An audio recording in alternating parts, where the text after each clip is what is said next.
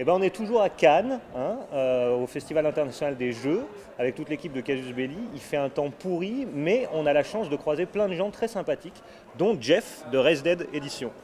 Enchanté, Jeff. Ben, pour moi, c'est pareil. Alors moi, je te connais pas, donc j'aimerais bien que tu me dises un petit peu qui tu es. Donc, je suis Jeff, je suis le gérant de Res Dead.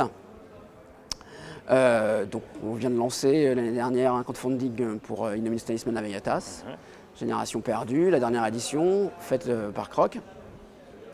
Le crowdfunding s'est très bien passé, on a récolté suffisamment pour faire le livre de base, une édition de luxe, 4 suppléments, un écran, un petit recueil de nouvelles, enfin voilà, tout ça c'est livré.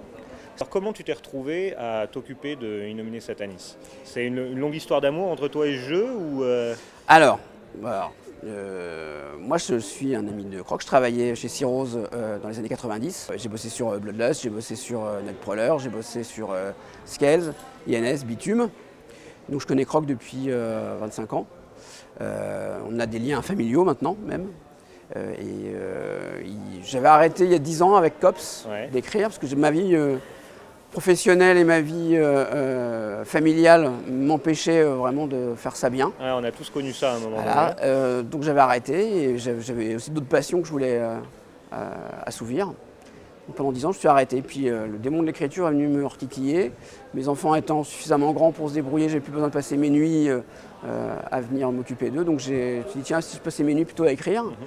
Et puis j'aime pas écrire juste pour moi ou juste pour mon groupe de joueurs. Donc je me suis dit tiens, et si je rééditais les jeux que j'avais bien aimés quand j'étais auteur où en fait on a toujours une relation avec les jeux sur lesquels on a travaillé il y a longtemps. On a toujours ce sentiment de ne pas avoir terminé tout à fait les choses, d'avoir envie de réécrire encore, de dire, il y avait ça aussi, j'aurais voulu le développer. Voilà. Et puis un jour, je discutais avec des amis, je dis ouais, je me très bien écrire. Alors, je pense qu'on pourrait refaire une édition de Bitume. Et puis, parce que ce Bitume, j'ai un vrai feeling sur le post-apo.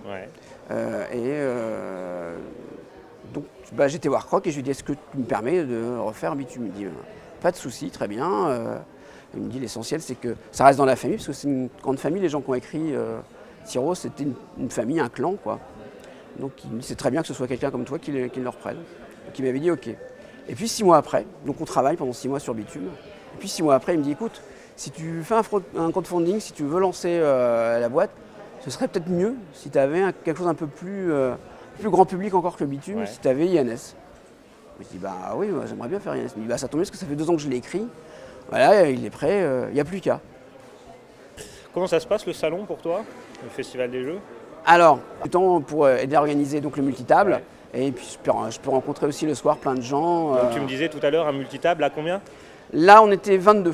22? Ouais. Okay. Pendant 6-7 heures de jeu? De 13h jusqu'à 20h quasi. Et ça vous le faites régulièrement? Alors on le fait régulièrement, on l'a déjà fait 4 fois.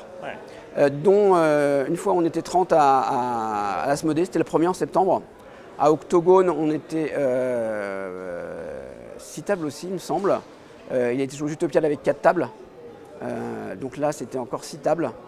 Et au Graal, à Montpellier, fin mars, on sera à 4 tables. Super.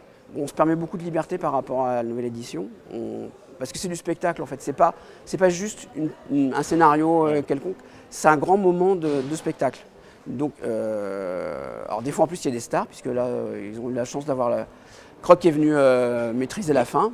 Alors des fois ce sera moi, des fois ce sera quelqu'un d'autre, mais on essaie vraiment de faire que ce soit autant un spectacle, on va dire, une expérience un petit peu unique, qu'une partie de jeu de rôle. D'accord, super. Comment tu sens le jeu de rôle en 2016 là?